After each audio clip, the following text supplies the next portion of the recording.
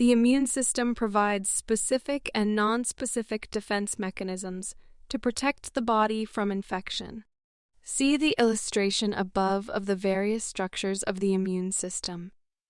Examples of a specific defense are white blood cells that circulate in the blood and lymph.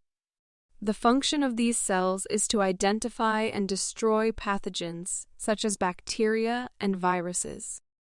Examples of non-specific defenses are the skin and mucous membranes. These parts of the system act as barriers to block entrance of pathogens. Immune system function and decreasing the risk for infection depends on healthy nutrition. In fact, malnutrition is the leading cause of immune system deficiency worldwide. When immune system functions are inadequate, there is a marked increase in the chance of getting an infection.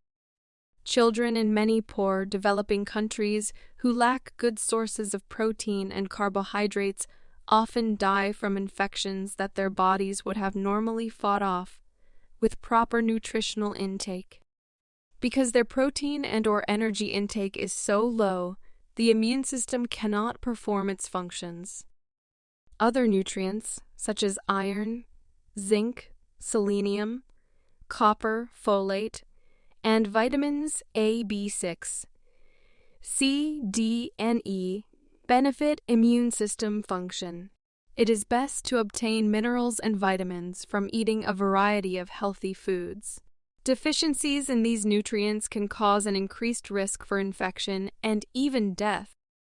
Zinc deficiency results in suppression of the immune system's skin barrier functions and is also associated with a decrease in the number of circulating white blood cells.